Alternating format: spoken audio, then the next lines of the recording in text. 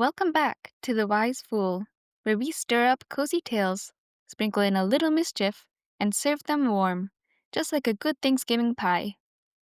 Tonight's fall special tale is about a turkey with too much confidence, a farm with too little patience, and a Thanksgiving feast that almost went off the rails.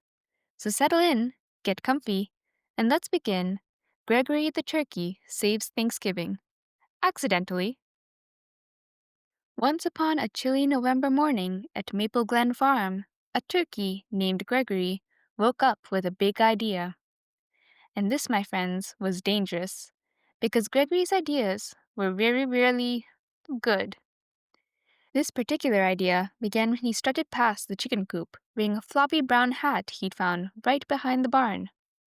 The chickens gasped, mostly because they just liked to gasp. Gregory puffed out his chest. "Ladies," he said, "it's Thanksgiving season, and I, Gregory T. Turkey, shall save this farm with my brilliance." But when Farmer Lewis walked by and saw a turkey in a hat, he didn't say, "Ah, yes, a pilgrim." He said, "Oh no, Gregory, not again." Still, Gregory was determined. Thanksgiving was coming, and Farmer Lewis always had a huge feast for the whole town. The problem? The farm was a mess. The kitchen was behind, the chores weren't done, the cows had eaten the pumpkin decorations again. They claimed the wind blew them into their mouths. It did not. So Gregory declared himself chief of Thanksgiving operations. He carried bowls, dramatically. He taste-tested pies, enthusiastically. He supervised decorations, bossily. He even assigned jobs to the other animals. "You, chickens, fluff the decorative hay bales." One chicken fainted from excitement. The others fanned her with their wings.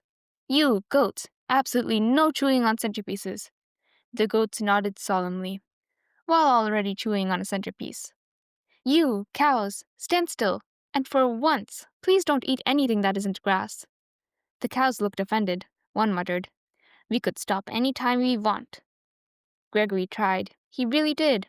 But by noon, he had knocked over 3 bowls, spilled an entire gallon of cranberry sauce on himself, turning him into a very berry-colored turkey, and somehow gotten stuck inside a tablecloth he meant to artfully drape.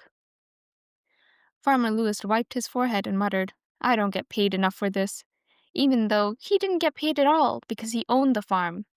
But Gregory wasn't giving up.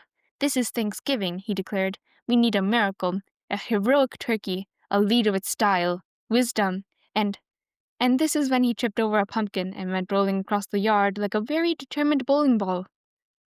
He hit the fence, bounced off a hay bale, and launched into the air, right into Farmer Lewis's arms. Farmer Lewis sighed. "Gregory, buddy, maybe you should sit this one out." "Sit out Thanksgiving? Never!" Gregory cried, dramatically placing the back of his wing across his forehead like an opera singer. Farmer Lewis had a plan, though. He set Gregory on a stump and said, "You want to help? Watch this pie. Don't taste it, don't touch it, just guard it." Gregory saluted. "I am honored." Farmer Lewis walked away. Gregory stared at the pie. The pie stared back. Gregory leaned closer. "Just a sniff," he whispered. He sniffed. "Oh no," he said. He tasted. "Oh no," he said again, mouthful. He ate the entire pie. "Oh no," he said a third time, now covered in crumbs. By the time Farmer Lewis returned, Gregory had the guilty look of someone who had absolutely not guarded a pie. Farmer Lewis pinched the bridge of his nose. "Gregory, okay, you know what? Follow me." He led Gregory to the porch, set him in a rocking chair, and tucked a blanket around him like a rowdy toddler.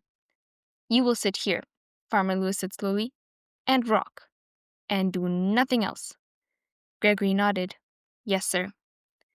5 minutes later, the rocking chair tipped backwards, Gregory toppled into a bucket, and somehow rolled across the yard for the second time that day. By sunset, the farm looked like this. The decorations were crooked. Half a pie was missing. A cow was wearing a tablecloth cape.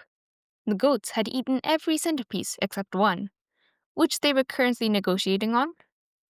And Gregory was stuck in a wheelbarrow. But then, something wonderful happened. All the animals, the ones Gregory had bossed around, lectured, and accidentally rolled into came together and helped. The chickens fluffed hay dramatically. The goats helped collect pumpkins and only ate half of them. The cows steadied the tables. Even the shy barn cats came out to curl around the porch steps. And Gregory, with hay sticking out of his feathers and pie crumbs still on his face, gave a little speech. "My friends," he said, "I may be the worst helper in farm history, but today we helped each other, and that is the real Thanksgiving spirit." The animals cheered. Farmer Lewis just blinked. I mean, he's not wrong. That evening, the whole town arrived for the feast. Pumpkins slightly nibbled, pies slightly missing, and decorations slightly lopsided. But it was the warmest Thanksgiving Maple Glen Farm had ever hosted. And right in the center of it all sat Gregory, wearing his floppy hat, proud as could be. Not because he saved Thanksgiving, but because, somehow, Thanksgiving had saved him.